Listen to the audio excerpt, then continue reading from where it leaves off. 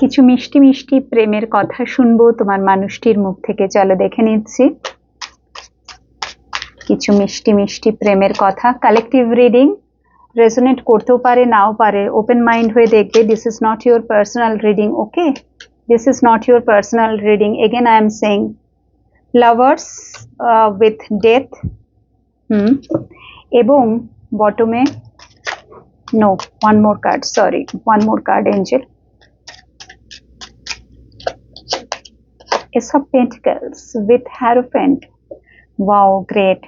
So সবার আগে সে কিন্তু তোমাকে বারবার যেটা বলছে যে আজও সে তোমার প্রতীক্ষাতেই আছে, আজও সে সেই মুহূর্তটার জন্য অপেক্ষা করছে, যে মুহূর্তটা একটা সময় তোমাদের দুজনের মধ্যে ফ্রিকোয়েন্টলি আসতো।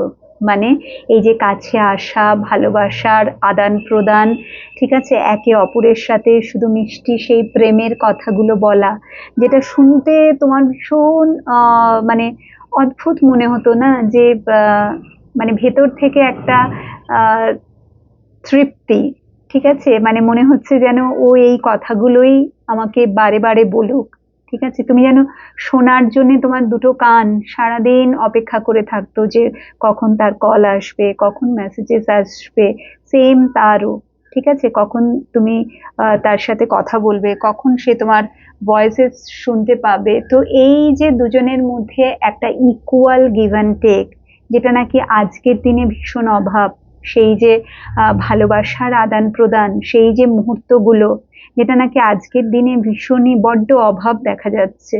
তো সেটাই সে আবারও করে ফিরে পেতে চাইছে, যেটা নাকি একদম ডিলিট হয়ে গেছে, সেই কেমিস্ট্রিটা, ঠিক আছে, সেই কাছে আসা মুহূর্তগুলোকে ফিরে পাওয়ার জন্য সে কিন্তু ভীষণ আকুপাকু করছে, ভীষণ অধীর আগ্রহে অপেক্ষা করছে।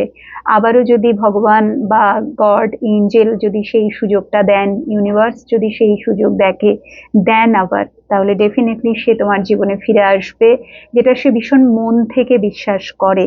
এবং সে সেই পুরনো রোম্যান্টিকতাকে আবার নতুন করে জাগিয়ে তুলতে চায়। যা কিছু শেষ হয়ে গেছে তোমার তরফ থেকে বা তার তরফ থেকে, যেগুলো আর সেইভাবে কাজ করছে না, ধরে নিলাম তোমরা রিলেশনশিপে আছো, বাট স্টিল সেই যে ব্যাপারটা কি যেন একটা নেই না এখন, মানে সেই দিনগুলো, সেই হানিমুন টাইমটা, তুমি বিয়ে করো আর না করো, তার সাথে সেই হানিমুনের মতো সেই মুহূর্তগুলো, সেইগুলোই সে আবার রিক্রিয়েট করতে চাইছে। এবং সে with this lovers and ace of cups বারবার তোমাকে সেটাই বলছে, আমি তোমার আছি,